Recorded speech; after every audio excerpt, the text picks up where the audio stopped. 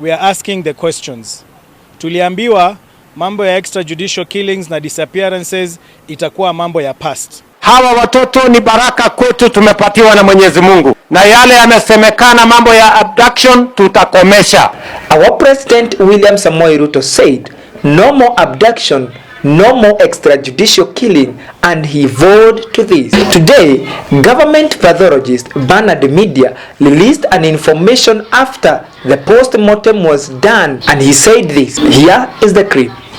I'm called Dr. Bernard Media. I'm a forensic pathologist working here in Kenya. We know why we were here and what has been happening, and we met here to conduct an autopsy, and all parties were represented in the process, including IPOA, other human rights organizations, Kenya National High Commission of Human Rights, Kenya Commission on Human Rights, the Independent Medical Legal Organization, and all important, all interested parties.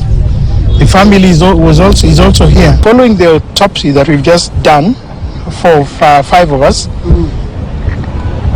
we find that there were serious injuries to the head.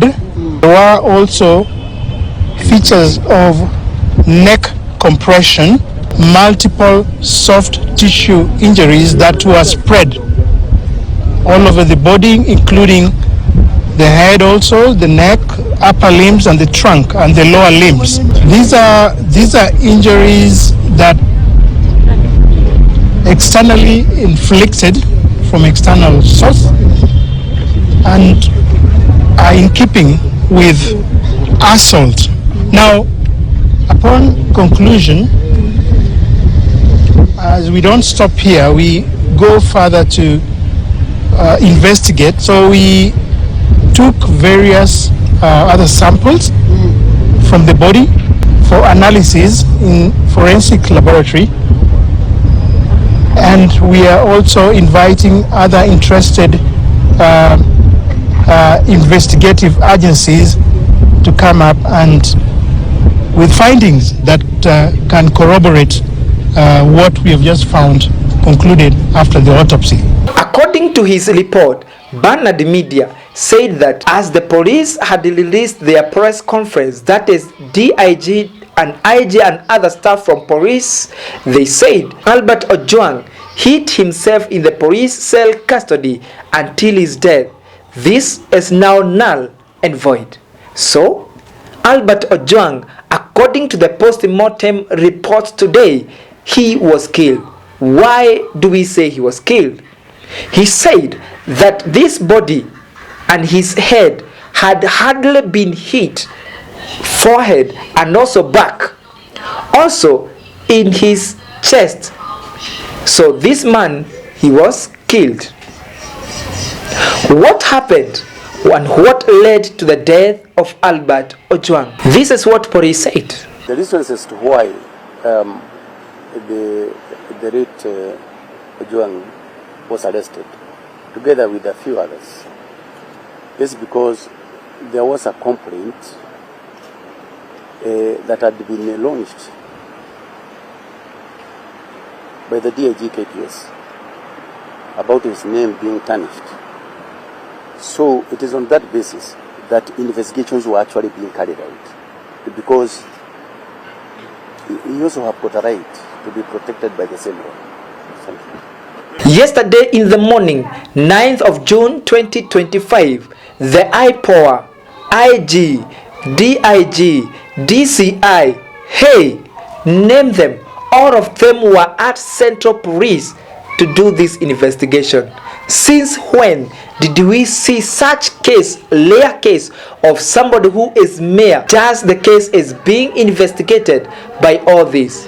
And the big question for me and the Julista and all other citizens is why the DIG was present and yet he is the key suspect, for he is the one who ordered the arrest of Albert Ojwang. DIG Eddie Langat is the key suspect. This was untouchable. Nothing was happening on the road, inside and outside the Central Police Post, that is in Nairobi County, Nairobi Town, as the Gen Z, youths, family, friends, activists, all of them were at the Mandamano saying justice for Ojwang. Who killed Ojwang?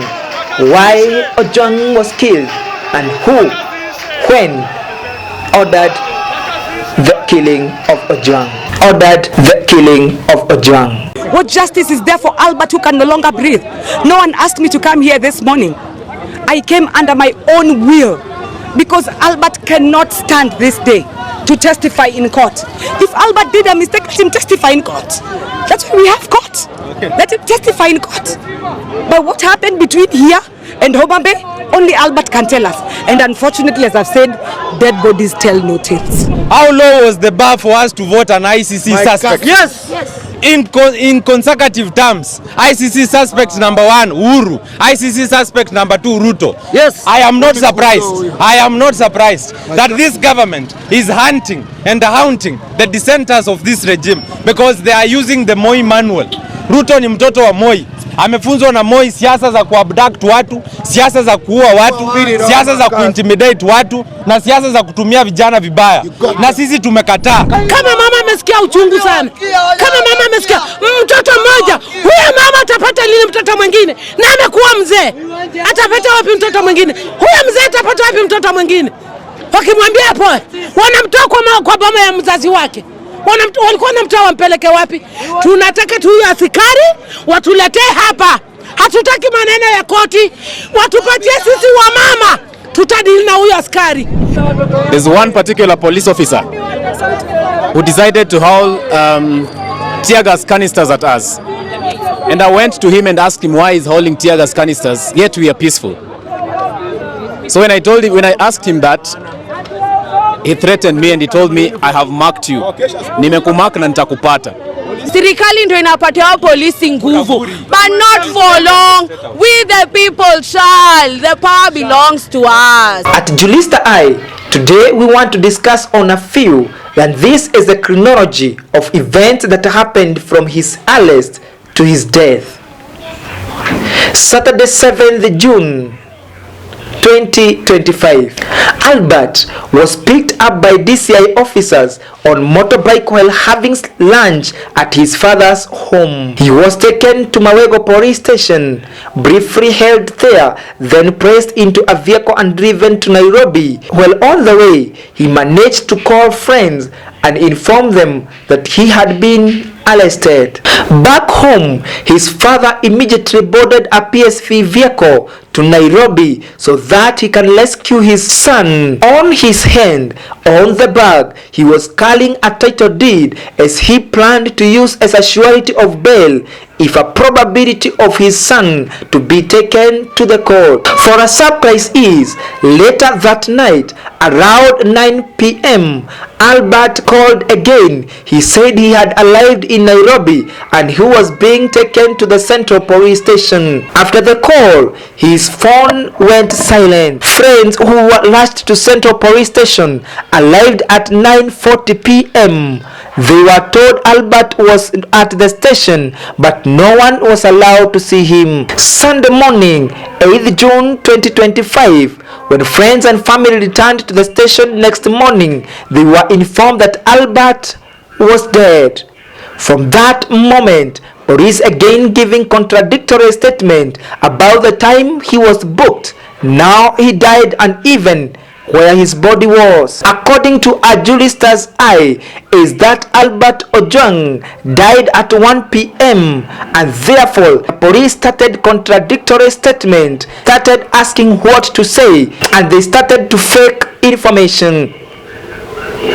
As we continue, we got new information And this is that Albert was officially booked on the occurrence book at 2:35 a.m. 1 hour later, at 3:45 a.m., he was entered into a lobby again, this time as deceased. What doesn't add up here is that Albert told his friend he was at Central Police Station at 9:30 and his phone went silent. So why was he booked at 7:35 a.m.? Where was he? Who was with him? And why was his phone silent? For all these 5 hours, where was Albert Ojwang? If the OB record says he was already dead by 3:45 a.m., why are the police still insisting he died later at Bagathi Hospital? And if the body was at City Mortuary all along, why did the police lie the entire day claiming it was at Bagathi? The timeline is broken. The police version of event keep shifting, and today has marked another shifting of their statement. It's true, after the post-mortem, their information, DIG, Director General, the information from police is null and void. Kenyans, some few months ago, as the President of Kenya, William Samoei Ruto, was going around saying hi to the Kenyans with his project, said and vowed once and again, no more extrajudicial killing, no more abduction will happen again in this country. But again I remember one day, the President of Kenya, when he was booed on his rallies, said this to the Kenyans Gen Z. Does it mean the police know what they are doing? Is this a fault of DIG? Is this a fault of failed regime? Anyway, after William Samoei Ruto and Raila Amolo Odinga came together and formed the broad-based government, they vowed in their MOU that no day that abduction again will happen in this country. And if it happens, then Edwin Sifuna, who is the General Secretary, said that the MOU will be broke down. That is from William Samoei Ruto. Now, with this broke down, is this a government failure or what is it? This is Jurisa TV. We're at Central Police Station where they claim that they brought Albert Ojwang. But this is where he died, and this is why we are out here in the streets. We're not safe as Kenyans, not in our homes. Albert was taken from home, having lunch with his family. He was taken by the police, by DCI, put in a vehicle, and the following morning he was no more. We know that he sustained injuries to his head and his arms, so he was defending himself. In whose hands are we safe? Whose hands are we safe? We must stand up for each other. Nobody is safe. If you think you can stay home and be safe, if you think you cannot say anything about what's going on and be safe, you should be very afraid. Stand up for Ojwang, because tomorrow it could be you. And that's why we are out here in the streets. This must end. As a parent, my heart goes out to the family of Ojwang, his parents. I pray that you may find peace and comfort in these very dark times. But above all, may justice be our shield and defender.